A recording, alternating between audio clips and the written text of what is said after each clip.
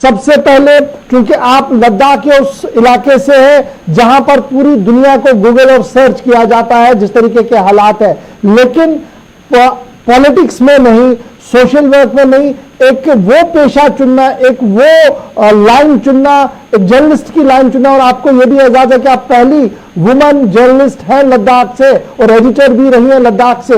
तो किस तरीके से आप सिचुएशन को देख रहे हैं और ये शौक कहां पर पैदा हुआ लद्दाख की घाटी में कि लद्दाख को आप रिप्रेजेंट करेंगे पूरे इंडिया में? जी, सबसे पहले तो मैं ये कहना चाहूंगी कि आपके चैनल में मुझे अपॉर्चुनिटी दिया, उसके लिए थैंक्स कहना चाहूंगी। तो जब हम जर्नलिज्म के बारे में बात करते हैं तो ये शौक जो है वो काफी पहले से था मुझे।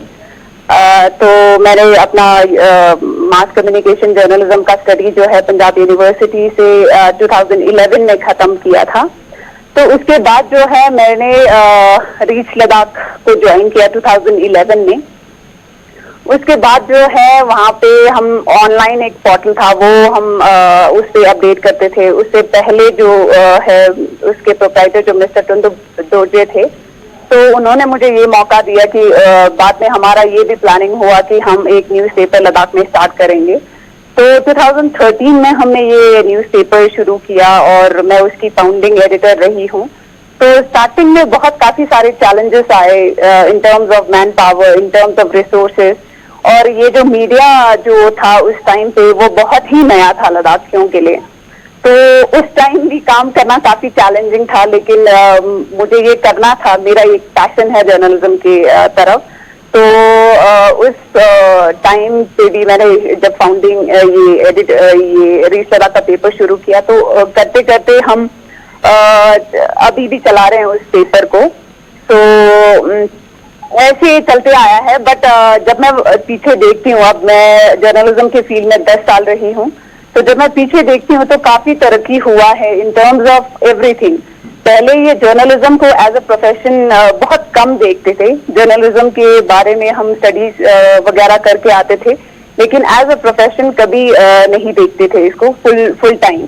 But over the 10 years of ये जो पीरियड है उसमें मैंने काफी सारे पॉजिटिव डेवलपमेंट देखे हैं, काफी सारे चेंजेस देखे हैं, positive development in terms of journalism के। तो काफी सारे बच्चे अब आगे आ रहे हैं इन चीजों को देख के, जर्नलिज्म को आगे ले जाने के लिए, जो कि हमारे लिए बहुत ही अच्छी चीज है। जी राइट मैडम, अब आप कह रहे हैं कि हालात बदल रहे हैं, वाकयात बदल रहे हैं और ये अच्छी सोच अब जो है कि जर्नलिज्म भी आहिस्ता आहिस्ता करके लद्दाख की वादियों के अंदर, लद्दाख के अलग अलग इलाकों से लड़के पढ़कर आकर फिर लद्दाख के अंदर ही काम करना चाहती है। ये एक बड़ी डेवलपमेंट है। लेकिन जब मैं लद्दाख, आप एक महिला है और लद्दाख की महिलाओं के हवाले से आपसे बात करना चाह रहा हूं, एम्पावर करने के लिए किस तरीके से आप देख रहे हैं कि स्टेट एडमिनिस्ट्रेटिव रिस्पॉन्सिबल है और लोकल ग्राउंड पर क्या कुछ आप देख रहे हैं? क्या वो कोऑर्डिनेशन, वो जील आपको नजर आ रहा है कि इस इलाके की औरतों को, लड़कियों को, महिलाओं को भी एम्पावर उसी तरीके से किया जाए जिस तरीके से देश के अन्य राज्यों के अंदर हो रहा है? सबसे पहले तो मैं ये कहना चाहूंगी, जब हम लद्दाख में विमेन के बारे में बात करते हैं तो स्टेटस काफी अच्छा माना जाता है as compare to other parts of India. तो यहाँ पे काफी लड़कियां जो है पढ़ी लिखी है, एम्पावर्ड है, जितने भी हेड ऑफ द डिपार्टमेंट है ज्यादातर लड़कियां ही हेड करते हैं उन चीजों को। लेकिन जो एक चीज जो मुझे लगता है, पॉलिसी और डिसीजन मेकिंग में बहुत लड़कियां कम है। और पॉलिटिकल रिप्रेजेंटेशन, जब हम लड़कियों के बारे में बात करते हैं, पॉलिटिकल रिप्रेजेंटेशन जो है लद्दाख से बहुत ही कम है। तो मुझे ये लगता है अगर लड़कियों को पॉलिसी और डिसीजन मेकिंग में आना है तो पॉलिटिक्स में ज्वाइन करना, पॉलिटिक्स में आगे आना, पॉलिटिकल रिप्रेजेंटेशन होना बहुत ही जरूरी है। और जैसे कि हम हिल काउंसिल के बारे में बात करते हैं, जब हम लद्दाख ऑटोनॉमस हिल डेवलपमेंट के बारे में बात करते हैं, तो मुझे एक लूप होल लगता है रिजर्वेशन को लेके। तो मुझे ये लगता है हिल काउंसिल में भी 33% या जितने भी परसेंट है उसमें रिजर्वेशन होना चाहिए लड़कियों के लिए। जी, तो अभी अदरवाइज तो मुझे ये लगता है लड़कियां, जो लद्दाख की लड़कियां हैं वो काफी एम्पावर्ड है, एजुकेटेड है, लड़कों से कहीं बेहतर कर रहे हैं। जी, अभी आप एक सहाफी हैं, आप जर्नलिस्ट हैं, पूरी दुनिया पर नजर रख रहे हैं और दुनिया के हालात आपके सामने हैं। तो वो कौन से ऐसे सेक्टर्स और हो सकते हैं जहां पर आप रिकमेंड करेंगी अपने रीजन के लोगों को कि हाँ, ये वो अच्छे सेक्टर्स हैं जहां पर आप जाकर एक्सेल हो सकते हैं, बूम हो सकते हैं, और वापस अगर आएंगे तो आप कुछ स्टेट को भी दे सकते हैं। तो लड़कियों के लिए काफी ज्यादा स्कोप है, हर चीज में स्कोप है। मैं एक लिमिटेड सेक्टर के बारे में बात नहीं करूंगी। आज लड़कियां हर फील्ड में एक्सेल कर रहे हैं। ऐसा नहीं है कि वो एक ही चीज में है या इस चीज में है, हर फील्ड में जा सकते हैं। लड़कियों के लिए कोई बंदिश नहीं है, कहीं पे भी अगर वो जाना चाहेंगे तो वो जा सकते हैं। अभी स्कोप भी, जैसे हम बात कर रहे हैं, स्कोप भी अब बेटर होते जा रहे हैं। जब मैं 10 साल पीछे की तरफ देखती हूँ तो जर्नलिज्म में इतना ज्यादा स्कोप नहीं था। अब 10 साल के बाद अगर मैं देखती हूँ तो काफी सारे स्कोप्स भी निकल के आ रहे हैं, काफी सारे स्टूडेंट्स भी अब परस्यू कर रहे हैं एज अ करियर। वैसे ही बहुत सारे एंटरप्रेन्योर्स जो लद्दाख के लड़कियां हैं, बहुत एग्जाम्पलरी है यहाँ पे, बहुत अच्छे एंटरप्रेन्योर्स है यहाँ पे। सो हर फील्ड में कर सकते हैं, एक सेक्टर नहीं है, ये सेक्टर या वो सेक्टर करके मैं इस चीज को लिमिटेड नहीं बनाऊंगी। चाहे पॉलिटिक्स हो, चाहे हेल्थ हो, चाहे एजुकेशन हो, चाहे मीडिया हो, हर चीज में एक्सेल कर सकते हैं लड़कियां आज। ये बड़ा इंपॉर्टेंट है। आपसे जो लोग हमारे साथ जो लाइव भी जुड़े हैं, वो भी मैडम आपसे रचना मैम जानना चाहेंगे, आप नेशनल मीडिया के लिए भी लिख रहे हैं, रेस्पॉन्ड कैसा है जब आप लिखते हैं, जब आप बेचते हैं? जी, अब मैं इस पे ये बोलना चाहूंगी कि जैसे हमारे लद्दाख को यूटी मिला है तो सबका नजर अब लद्दाख पे है। चाहे वो मेन स्ट्रीम मीडिया हो, चाहे वो इंटरनेशनल मीडिया हो, हर मीडिया ऑर्गेनाइजेशन का जो नजर है वो लद्दाख पे है। पहले ऐसा नहीं होता था। जब भी यहाँ पे कुछ होता था, डेवलपमेंट वगैरह होता था या कोई यहाँ पे कुछ भी इश्यूज निकलते थे, तो मेन स्ट्रीम में जो है जगह मिलना बहुत ही मुश्किल था। अब यूटी बनने के बाद जो है काफी लोग इंटरेस्ट है लद्दाख में। तो जी, अब मैंने बीबीसी के साथ भी फ्रीलांसिंग किया है और दैनिक भास्कर के लिए भी मैं लिखती हूँ कभी कभी। सो बहुत वेलकमिंग फील होता है जब वो बोलते हैं कि लद्दाख में जो जो इश्यूज है हम उस चीज को प्रिंट करना चाहेंगे, उस स्टोरी को सुनना चाहेंगे। आजकल जो है लद्दाख जो है मेन स्ट्रीम मीडिया के लिए एक बहुत ही इम्पोर्टेंट जगह बन गया है। जी रिंजन हेंगो, अभी जो सिचुएशन लद्दाख के अंदर है, सबसे ज्यादा गूगल किया जाता है, उसके पीछे चाइना है, आपको पता है जो सिचुएशन बनी है। एज ए जर्नलिस्ट के ओवरऑल सिचुएशन जो 1 साल की है, उसे आप कैसे देखते हैं? जब आप एक स्टेट से यूटी बने हैं, 1 साल पूरा हो गया, इस पर आपका एक व्यू चाहूंगा, मैं एक जर्नलिस्ट व्यू चाहूंगा, और एज ए लद्दाखी के आपके फ्यूचर प्लान्स और स्टेट या सेंट्रल गवर्नमेंट के साथ क्या कुछ एक्सपेक्टेशंस आज के दिन में है? तो मैं इस पे ये बोलना चाहूंगी कि जब हम बात करते हैं अब लद्दाख को यूटी बने अब 1 साल हो गया है, तो ऐसा नहीं है, क्योंकि ये लद्दाख जो फोकस में आया है, एक तो ये इंडो चाइना जो इंट्रूजन हुआ है चाइनीज की तरफ से, उसकी वजह से अब लाइमलाइट में हाईलाइट हुआ है लद्दाख। और अपार्ट फ्रॉम दैट ऐसा नहीं है कि ये फर्स्ट टाइम कुछ हुआ है, चाइनीज का इंट्रूजन हुआ है या जो भी हुआ है, ये पहले भी होता था। हमारे लोग जो लोकल्स है, नोमैड्स है, वहां से काफी टाइम से यही बात बोलने की कोशिश कर रहे हैं, बट कभी भी किसी ने इस चीज पे ध्यान नहीं दिया। अब जो है जब अब इस सिचुएशन पे पहुंच गए, अब हम हल्ला मचाना, अब हम बोलने लगे हैं इस चीज के बारे में।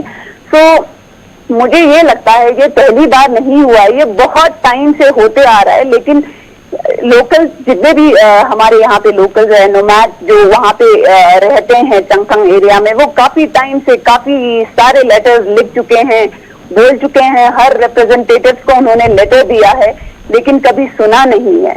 अब जब यूटी बन गया है तो थोड़ा सा लाइमलाइट मिल गया है, मीडिया का जो है अटेंशन थोड़ा सा लद्दाख की तरफ डाइवर्ट हो गया है। पहले क्या होता था, जब बोलते भी थे तो मीडिया वाले इतना ज्यादा इम्पोर्टेंस नहीं देते थे। अब मुझे लगता है ये एक बड़ा इशू है, ये इंटरनेशनल इशू है, तो इसलिए ये चीज जो है हाईलाइट हो रहा है। तो अभी 1 साल में कहां पर आप देखते हैं प्रेजेंट स्ट्रक्चर को, और जो एक्सपेक्टेशंस है क्या कुछ है अभी? जी, अब जब हम बात करते हैं लद्दाख को 1 साल हो गया यूटी मिले हुए, तो इन चीजों को इसमें पॉजिटिव क्या है, नेगेटिव क्या है, उन चीजों को हम बारीकी से देखा जाए तो पॉजिटिव डेवलपमेंट से इतना ज्यादा पॉजिटिव डेवलपमेंट नहीं हुआ है। तो ये क्लियरली पता चल रहा है। जब भी हम डिस्कशंस करते हैं, डिबेट्स करते हैं, यही एक पॉइंट है जो पॉजिटिव मुझे भी लगता है कि जो हमारे यूनियन बजट 2021 का जो बजट एलोकेट हुआ है वो 5,958 करोड़ हुआ है लद्दाख के लिए, जो एक सिग्निफिकेंट जंप है। जब 250 ये जो जंप है 250 करोड़ का जंप है। जब हम जम्मू कश्मीर स्टेट में थे तो अगर इन चीजों को हम कंपेयर करते हैं तो इतना ज्यादा बजट नहीं फंडिंग के उस पे इतना हुआ है। So other than that physical development तो पहले भी होते आ रहा है, आगे भी होगा, बट ऑन ग्राउंड इसका क्या कितना रियलिटी है उसको चेक करना भी अभी बाकी है। एक बड़ा इंपॉर्टेंट सवाल है वो युवाओं को लेकर है। पिछले दिनों हमने देखा युवा सड़क पर था अपने इश्यूज को लेकर, और इश्यूज के क्या थे, वो मांगता था सेफ गार्ड अपनी नौकरियों को लेकर, अपने फ्यूचर को लेकर। फिर मैं पिछले 2 महीनों से कंटिन्यूअसली किसी न किसी के साथ बात कर रहा हूं इस प्रोग्राम में, तो एक बात जो कंटिन्यूअसली मैं सुन रहा हूं, एप्रीहेंशन लोगों के दिमाग में है कि पता नहीं आगे क्या होगा, मेरी जमीन, माई land, my future, my state, ये कैसे आगे बढ़ेगी। वो कंफ्यूजन कहां तक आपको सही लग रहा है, और जो लॉज की बात हो रही है कितना जेन्युइन डिमांड है एज ए जर्नलिस्ट के, आप मानते हैं जो लोग कह रहे हैं? जी, आपने जो कहा है एम्प्लॉयमेंट अपॉर्चुनिटीज बहुत कम है, लोगों के बच्चों के उसमें काफी सारे फ्यूचर को लेके फियर है, डर है।